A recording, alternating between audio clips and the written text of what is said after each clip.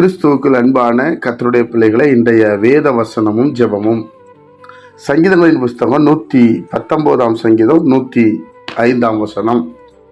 உம்முடைய வசனம் என் கால்களுக்கு தீபமும் என் பாதைக்கு வெளிச்சமும் ஆயிருக்கிறது. என் அன்பு கர்த்தருடைய பிள்ளைகளே, சங்கீதக்காரன் எழுதுகிறார், உம்முடைய வசனம் என் கால்களுக்கு தீபம், நான் நடக்க வேண்டிய வழி எனக்கு காண்பிக்கிறது. ஒவ்வொரு நாளும் வசனத்துக்கு நான் காத்திருக்கிறேன். இந்த நாளில் எப்படி நடக்கணும்னு அவர்கிட்ட நான் கேட்குறேன். அது நான் போகிற பாதைக்கு வெளிச்சமாக இருக்குது, அதனால் நான் இடறுவதில்லை. ஏன்னா அது வெளிச்சத்தை கொடுக்கிறது. என்னுடைய பிள்ளைகளே, நீ கேட்டுக்கொண்டிருக்கிற நீங்களும் நானும் எந்த அளவு வசனத்தை தியானிக்கிறோம், தேவன் எழுதி கொடுத்த இந்த வேத புஸ்தகத்தை எந்த அளவு தியானிக்கிறோம், அதை எவ்வளவாய் ருசிக்கிறோம், அதை எவ்வளவாய் செயல்படுத்த விரும்புகிறோம், அதுதான் ரொம்ப முக்கியம் பிரியமானவர்களே. அதனால வசனம் தீபமும் பாதைக்கு வெளிச்சமாக இருக்கிறது. ஒவ்வொரு நாளும் வேத வசனத்தை திறந்து வைத்து, ஆண்டவரே இன்றைக்கு என்கிட்ட என்ன பேச விரும்புகிறீங்க, நான் எப்படி நடக்கணும், எந்த விதமாக செயல்படணும், எங்கே போகணும், எங்கே போகக்கூடாது, துன்மார்க்கனுடைய வலையில் நான் மாட்டிக்கொள்ளக்கூடாது, வேடனுடைய கண்ணியில் நான் மாட்டிக்கிடக்கூடாது.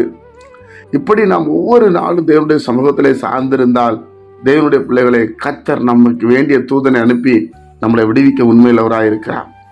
இன்றைக்கு கூட நீங்கள் கலக்கத்தோடு இருக்கலாம், என்ன செய்வதென்ற ஒரு யோசனையோடு இருக்கலாம். வசனம் கால்களுக்கு தீபமாக இருக்கிறது, என் பாதைக்கு வெளிச்சமாக இருக்கிறது. உங்கள் பாதைக்கு வெளிச்ச வசனம் தான், இன்னொரு மனிதர்கள் அல்ல. ஏற்கனவே போன மனிதர்கள் பின்னாடி நம்ம போக முடியாது, ஏன்னா அந்த பாதை சரியாக இருக்காது. நமக்கு போக வேண்டிய ஒரே ஒரு பாதை ஆண்டவராகிய இயேசு கிறிஸ்துனுடைய பாதை தான். அவர் தான் சொல்லுகிறார், என்னிடத்தில் கற்றுக்கொள்ளுங்கள், நான் உங்களுக்கு இளைப்பாறுதல் தருவேன் என்று சொல்லுகிறார். என் அன்பு கர்த்தருடைய பிள்ளைகளே, அப்போ அவருடைய வசனம் தீபமா இருக்கிறது, பாதை வெளிச்சமா இருக்கிறது. ஜெபிப்போமா. பரிசுத்த பிதாவே, உம்முடைய குமாரன் இயேசு கிறிஸ்துவின் நாமத்தில் வருகிறோம். உம்முடைய வசனம் என் கால்களுக்கு தீபம், என் பாதைக்கு வெளிச்சம். அப்பா, இந்த நாள் வரை நீர் என்னை நடத்தினீர் சுவாமி, இனி நடத்த உண்மையில தேவனா இருக்கிறேன்.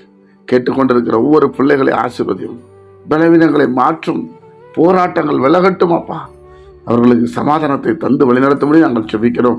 நாங்கள் எல்லாம் மனம் திரும்பி உங்களுக்கு ஜீவிக்க கிருபை செய்யுங்கப்பா. கிறிஸ்து எனக்கு ஜீவன் ஆண்டவர், ஒவ்வொருவருக்குள்ள கிறிஸ்து உருவாகும்படி நாங்கள் ஜெபிக்கிறோம். ஆண்டவரே, உம்முடைய நாமத்தில் ஆசீர்வதி, இயேசுவின் மூலம் பிதாவே, ஆமென்.